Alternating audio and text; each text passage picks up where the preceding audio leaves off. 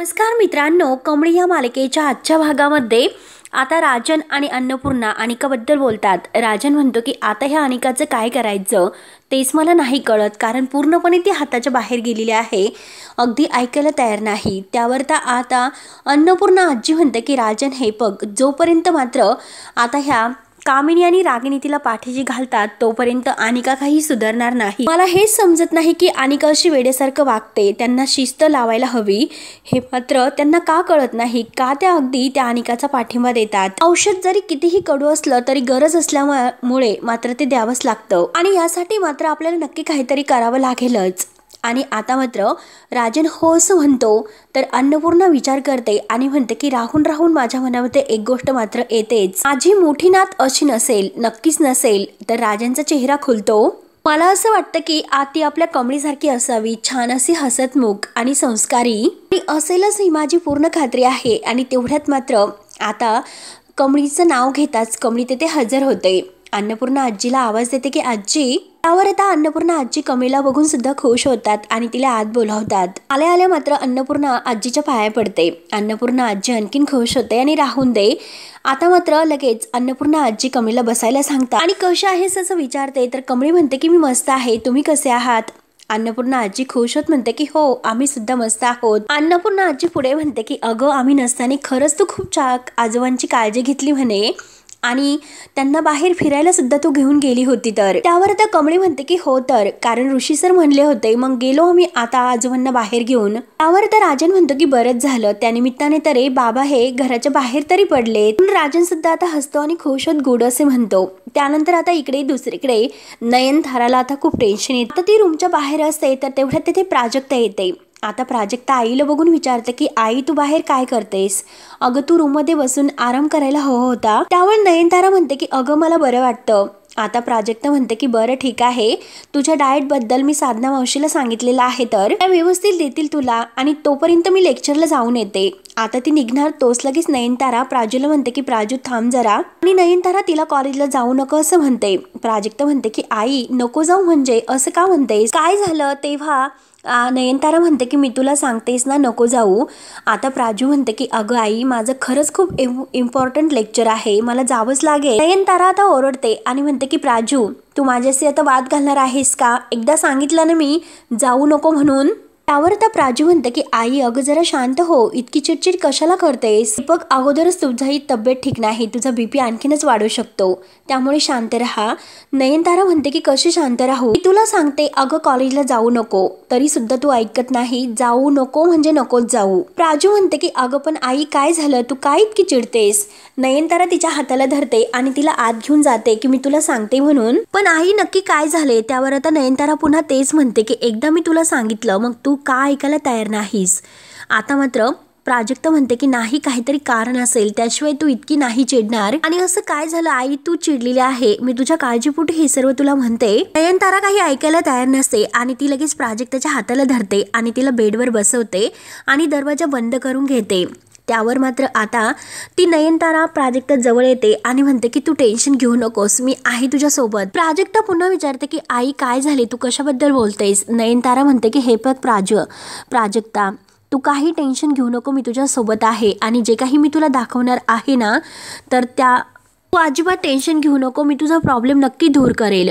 त्यावर आता लगेच प्राजक्ता विचारते की आई, हे सगळं काही माझ्याशी रिलेटेड आहे का? नक्की कशाबद्दल बोलतेस? नयनताराचे डोळे भरून येतात आणि नयनतारा म्हणते की हो, हे तुझ्याशीच रिलेटेड आहे, परंतु तू काळजी करू नको बरं का, मी आहे तुझ्यासोबत, मी हे नक्की अगदी सोडवण्याचा प्रयत्न करेल, तू काही टेन्शन घेऊ नको। आणि तो व्हिडिओ मात्र आता ती पुन्हा प्राजक्ताला दाखवते। व्हिडिओ पाहून मात्र प्राजक्ताला खूप टेन्शन येते, ती रडतच म्हणते की आई, काय आहे हे? अगं, तुला हा व्हिडिओ कोणी पाठवला? म्हणून ती मोबाईल लगेच आता लांब करते आणि रडत असते। आता प्राजक्ता खूप घाबरते आणि लगेच ती नयनताराला घट्ट मिठी मारते, खूप रडत असते। आता इतकी घाबरलेली असते तर नयनतारा म्हणते की प्राजू, घाबरू नकोस, मी आहे ना, आपल्यासारख्या लोकांनी असं घाबरायचं नसतं ह्या गोष्टींना। म्हणते की हे बघ, तू शांत हो आणि माझी मदत कर। आता नीट आठव, त्या दिवशी मात्र तो चरण तेथे होता, तर तेथे अजून कोणी होते का? त्याचा एखादा मित्र होता का? नाहीतर कोणी मैत्रीण होती का, तुमच्यामध्ये कोणी तिसरं तेथे होते का, हा व्हिडिओ नक्की शूट कोणी केला प्राजू, त्यावर आता प्राजू फक्त रडत असते आणि आता आई मला काही माहिती नाही असे म्हणत असते। त्यावर तर नयनतारा म्हणते की प्राजू असं कसं, अगं हा नंबर बघ, तुझा हा नंबर ओळखीचा वाटतो का, हा नंबर तुझ्याकडे सेव्ह आहे का, कुठल्या मैत्रिणीचा किंवा मित्राचा हा नंबर आहे का, आठव आणि मला सांग। तर प्राजू म्हणते की आई खरंच मला माहिती नाही। आता लगेच नयनतारा म्हणते की अगं हा व्हिडिओ आहे तर मला अननोन नंबरवरून आलेला आहे, मी ह्या नंबरवर कॉल बॅक केला होता परंतु आता मात्र तो नंबर स्विच ऑफ येतोय, मग मी काय करू, पोलीस कंप्लेंट करू का असं ती विचारते आणि परत म्हणते की नाही नकोय, जर पोलीस कंप्लेंट केली तर आपलीच बदनामी होईल। राजू आठव बरं, तू माझी नक्की मदत करू शकते, अगं त्यावेळेस तेथे कोणी होते का। त्यावर आता रडतच प्राजू म्हणते की नाही ग आई, खरंच त्या दिवशीचं मला काही आठवत नाही, कारण प्राजूला एकतर खूप टेन्शन येते आणि जो काही वेळ तिच्यावर आली होती तर आता मात्र तिला ते काही आठवत नसते, फक्त आणि फक्त रडत असते। तर नयनतारा विचारते की प्राजू का नाही करतेस, अगं तुझं तोंड कोणी शिवलेले आहे का कोणी तुझ्यावर दबाव आणतं। त्यावर आता प्राजक्त नाही असं म्हणत असते, काही घडलेले आहे ती प्रत्येक गोष्ट मला सांग, यातून मी तुला बाहेर काढेल, प्लीज जे काही घडलेले आहे त्याचा मला खरंच एकदा विचार करून सांग, लवकर सांग। त्यावर आता लगेच प्राजू म्हणते की मला तर असं वाटतं की बहुतेक त्या चरणनेच हा व्हिडिओ शूट केला असेल, परंतु एक्झॅक्टली मात्र मला काही आठवत नाही आणि हे बघ आई खरंच मला माहिती नाही, कारण मी शुद्धीमध्ये नव्हते, त्याने मला ड्रग्स दिले होते, ड्रग्स, त्यामुळे मला खरंच काही अगदी आठवत नव्हते, मी नशेमध्ये होते, मला खरंच काही माहिती नाही। आता नयनतारा खूपच चिडते, नयनतारा म्हणते की अगं प्राजू मी तुला सांगत होते की त्या दिवशी तू पार्टीला जाऊ नकोस, परंतु तू माझं काही ऐकलं नाही, शेवटी तू तिकडे गेलीस आणि हे असं होऊन बसलं तर। आणि हे बघ प्राजू, आजपासून तुझं सगळं काही बंद असेल, तू घराच्या बाहेर पाऊल टाकायचं नाही आणि हे बघ अगं क्लासला सुद्धा तू जायचं नाही आणि कुठेही जायचं नाही, आजपासून तुझं बाहेर जाणं बंद असेल। आता मात्र लगेच प्राजक्त म्हणत असते की आई आपण ऋषी दादाला हे सर्व सांगूया आणि तो नक्की आता यातून काहीतरी सोल्युशन काढेल आणि आपल्याला बाहेर काढेल म्हणजे काढेलच, तू माझ्यावर विश्वास ठेव। त्यावर आता नयनतारा खूपच घाबरते आणि नको असं म्हणते, कारण ऋषीचा राग तुला माहिती नाही आणि आता मात्र आपली बदनामी सुद्धा होऊ शकते। आणि हे बघ प्राजू तू आता घराच्या बाहेर जायचं नाही, बघ प्राजू तू एकही शब्द कुणालाही सांगू नकोस, तुला माझी शपथ असेल आणि याबद्दल मात्र कुणाशी चर्चा सुद्धा करू नकोस, जा आता तू तुझ्या रूम मध्ये जाऊन बस, डोंट वरी। आता प्राजक्त खूप घाबरलेली असते आणि रडत असते, मी सगळं काही ठीक करेल, काळजी करू नकोस, हे बघ मी आहे तुझ्या सोबत। रडतच प्राजू तिच्या रूम मध्ये निघून जाते, नयनताराला आणखीन टेन्शन येते। त्यानंतर आता इकडे दुसरीकडे कमळी अन्नपूर्णा आजीला विचारते की काय आजी, अहो तुमचा गावचा प्रवास कसा झाला। अन्नपूर्णा आजी म्हणते की अगं खूपच छान, हे बघ अगं तिकडे गावाला जर गेले तर मात्र तिकडून परत यावे असं वाटतच नाही, माझा पायच तिकडून निघत नव्हता। कमळी म्हणते की हो ना, गावची हवाच तशी असते। आणि तेवढ्यात आता रागिनी बाहेर येते आणि यांचं बोलणं चोरून ऐकत असते। आता आजी तिला विचारते की काय ग कमळी, तू अचानक कसं येणं केलं, आता काही काम होते का। आता कमळी म्हणते की नाही हो आजी, काम असं होतं, मी 2 दिवस गावाला निघालेले आहे माझ्या। आता मात्र हे ऐकून राजन म्हणतो की अरे वा, अगं तू अगोदर जर म्हणली असती तर आमच्यासोबत आली नसती का। तर आता कमळी म्हणते की हो ना, माझं अचानकच ठरले, नाहीतर मी तुमच्यासोबत नक्की आले असते। अन्नपूर्णा आजी विचारते की आपल्याबरोबर आली असते म्हणजे, आणि काय कमळी तुझं गाव कोणतं आहे। त्यावर तर राजन सांगतो अगं आई आपलं ज्या गावामध्ये नवीन रेस्टॉरंटचं काम सुरू आहे तर त्याच गावची कमळी आहे, येथेच मात्र आम्ही पहिल्यांदा कबड्डी खेळताना कमळीला पाहिलं होतं। आता हे ऐकून अन्नपूर्णा आजी विचारते की खरं की काय।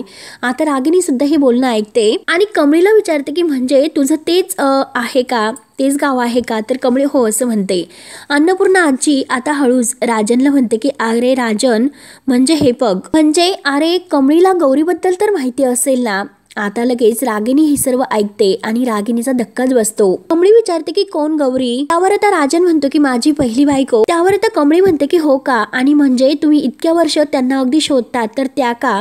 आणि कमळी आता परत म्हणते की आजी अहो विषय संपला, जर तुम्ही मला अगोदर म्हटले असत्या तर इतक्या दिवसात मी त्यांना शोधून काढले असते, म्हणजे आमचं गाव अगदी पसरलेले आहे परंतु जास्त मोठे नाही, मग मी त्यांना कुठेही शोधले असते।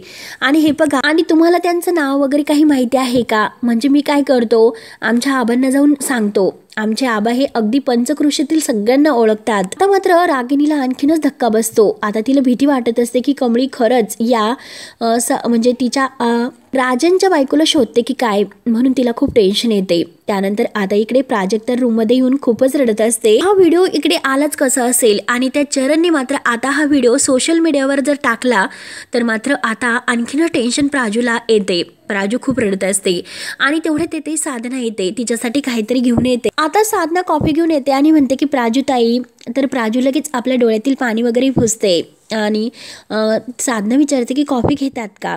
प्राजू म्हणते की नाही नको आणि ती कॉफी घेऊन जायला सांगते, परंतु साधना विचारते की हे बघा प्राजू ताई, आज मात्र मी तुम्हाला नयनतारांच्या खोलीतून रडत रडत बाहेर येताना पाहिलं आणि खरं तर मला हे काही विचारण्याचा आणि बोलण्याचा अधिकार नाही, परंतु तुम्ही मला मावशी म्हणतात म्हणून मी तुम्हाला हे सर्व विचारले। हे बघा अहो, असल्या भरल्या घरामध्ये रडायचं नसतं का, तुम्ही रडतात काय, असं टेन्शन आहे तुम्हाला? आणि हे बघा तुम्ही मला माझ्या लेकीसारखे आहात, तुम्ही इतकं रडतात म्हणून मला तुमची काळजी वाटते, म्हणून मी तुम्हाला विचारले। तर आता प्राजू साधनाला घट्ट मिठी मारते आणि खूप रडत असते। आणि हे बघा प्राजू मॅडम शांत व्हा बरं, काय झालं, आई जास्त ओरडल्यात का? प्राजू फक्त रडत असते, काही बोलत नसते। आणि आता आई ओरडल्या असत तर जाऊन द्या, अहो नयनतारा मॅडम आहे जरा रागीट स्वभावाच्या, परंतु मनातून मात्र खरंच त्या खूप चांगल्या आहेत। बोलल्यानंतर इतकं मनाला लागून घ्यायचं नसतं, शांत व्हा बरं, म्हणून प्रेमाने आता साधना प्राजूला समजावते। आता कुठे प्राजूला शांत वाटतं। प्राजक्ता मात्र साधना मावशींकडे पाहत असते आणि सॉरी मावशी, काय झाले हे मी तुम्हाला नक्की खरंच सांगू शकत नाही असं आता स्वतःच्या मनात म्हणते। प्राजू मात्र आता साधनाला खोटं सांगते की ऍक्च्युली आहे बघा साधना मावशी, अहो आई माझ्या भल्यासाठी सांगत होती, इतकं वाईट मला नाही वाटले आणि ऍक्च्युली मलाच रडू आले। त्यावर लगेच आता साधना मावशी म्हणते की हे बघा नक्की कोणीतरी दारात आलेले आहे, थांबा मी बघून येते। आता मात्र बेल वाजत असते आणि साधना मावशी दरवाजा उघडायला जाते आणि जाताना मात्र साधना ही प्राजूला म्हणत असते की हे बघा कॉफी गरम आहे, त्यामुळे चेहरा वगैरे फ्रेश करून घ्या आणि कॉफी घ्या म्हणजे तुम्हाला बरं वाटेल। त्यानंतर आता इकडे रागिनी मात्र कामिनीला हे सर्व सांगण्यासाठी फोन करते। कामिनी मात्र कुठे बाहेर गेलेली असते। आता ती फोन उचलते आणि बोल असं रागिनीला म्हणते। रागिनी रागानेच तिला विचारते, काय ग तू कुठे बाहेर गेलीस, लागली भावासारखी तुला हवा? कामिनी आता हसत असते आणि म्हणते की हे बघ मला कुणाची हवा वगैरे काही लागलेली नाही आणि अगं मी कुठे बाहेर फटकायला वगैरे नाही गेले, अगं एक काम होतं महत्वाचं आणि त्या कामासाठी मी जरा बाहेर आले। आता रागिनी विचारते की अगं असं काय काम होतं? तेव्हा मात्र आता कामिनी म्हणत असते की अगं जरा थांब, सब्र का फल खूप मीठा होता है। त्यावर आता हे ऐकून रागिनी म्हणते की तू आणि तुझं हिंदी। तर कामिनी विचारते की काय ग, काही चुकीचं बोलले का मी? त्यावर त्या रागिनी म्हणते की हे बघ जरा स्पष्ट बोल। तर कामिनी म्हणते की वेळ आल्यानंतर मी तुला सगळं काही स्पष्ट सांगेल, आता मात्र थोडासा धीर धर, मी तुला नक्की सांगेल।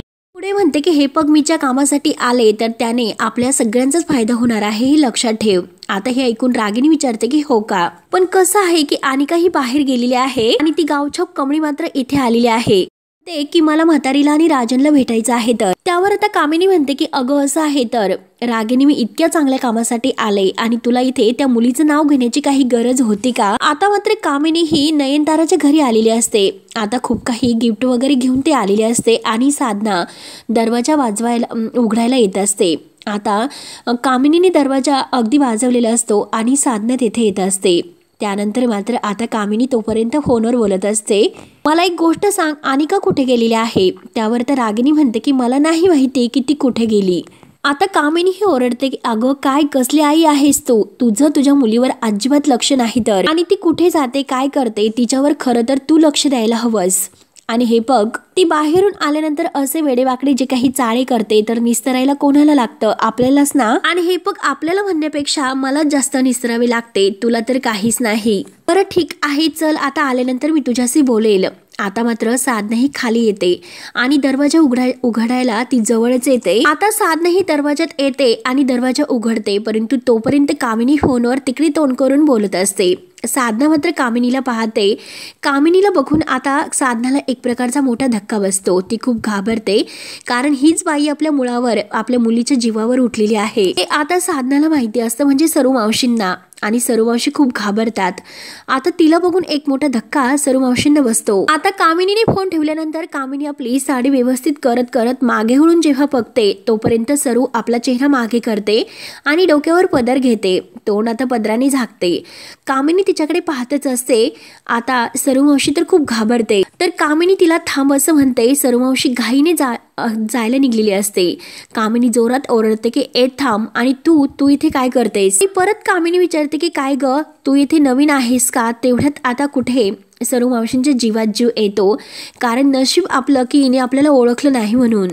काय ग, यापूर्वी मी तुला कुठेही पाहिलं नव्हतं, म्हणजे इथे तू नवीन दिसते वाटतं. नयनतारा कुठे गेली असं अगदी भडकावून विचारते. मला तिला भेटायचं आहे, तिला जाऊन सांग असं आता ती सरूला म्हणते. सरू मात्र काही उत्तर देत नसते. तर कामिनी पुन्हा ओरडते की काय ग, अगं काही बोलता येत नाही का? मुकी वगैरे आहे का? आता सरूला मात्र खूप टेन्शन येते की जर तोंडातून एकही शब्द मी बाहेर काढला तर ही बाई मला लगेच ओळखेल, म्हणून आता मी बोलू कसं, याचा तर तिला खूप टेन्शन येते आणि ती शांतच राहते. आता कामिनी तिला पुन्हा म्हणते की जा आतमध्ये आणि नयनताराला सांग की कामिनी देवी तिला भेटायला आल्यात म्हणून, आणि आपल्या पांढऱ्या पट्ट्यावरून हात फिरवते आणि परत सरूला म्हणते की जातेस ना? सरू धावतच आतमध्ये निघून जाते.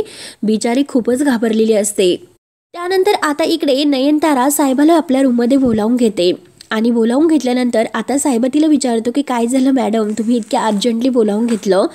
त्यावर आता नयनतारा त्याला विचारते की हा चरण कोण आहे, तुम्हाला माहिती आहे का? त्याला ओळखतात का? तर साहेब म्हणतो की चरण कोण आहे, खरंच मी नाही ओळखत.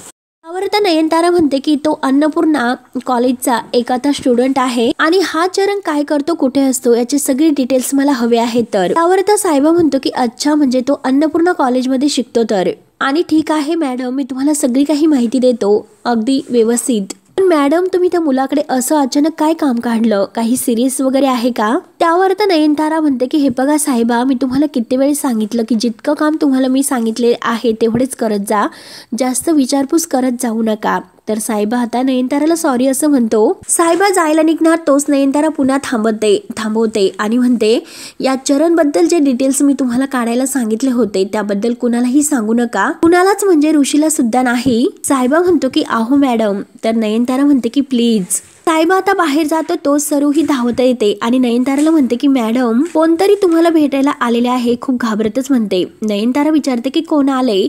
सरू म्हणते की ते माहिती नाही की कोण आहे ते. त्यावर तर नयनतारा म्हणते की ठीक आहे मी पाहते असे बोलून ती बाहेर जाते. तोच आता ही सरू खूपच घाबरलेली असते. आता सरू मनात ठरवते की त्या बाईच्या समोर पुन्हा यायला नको, त्यामुळे आता मी एक काम करते, बाहेरच्या खोलीमध्ये जाऊन थांबते. त्यानंतर आता इकडे अन्नपूर्णाच्या घरी मात्र कमळी ही अन्नपूर्णा आजींना म्हणते की अहो अन्नपूर्णा आजी, त्या गौरी मावशींना शोधायचं आहे, म्हणजे त्यांचा फोटो वगैरे आहे का तुमच्याकडे? म्हणजे तो फोटो मी माझ्या आईला किंवा आबाला दाखवते आणि ह्या फोटोबद्दल त्यांना काही माहिती आहे का असं विचारतो, म्हणजे जर त्या ओळखत असतील तर. त्यावर आता अन्नपूर्णा आजी म्हणते की हो चालेल, आहे माझ्याकडे फोटो. आता रागिनी हे सर्व पुन्हा ऐकत असते. अन्नपूर्णा आजी म्हणते की हो माझ्याकडे गौरीचा फोटो आहे, थांब मी घेऊन येते. आणि खरंच कमळी तू माझ्या नातीला आणि म्हणजे सुनाला खरंच शोधशील का?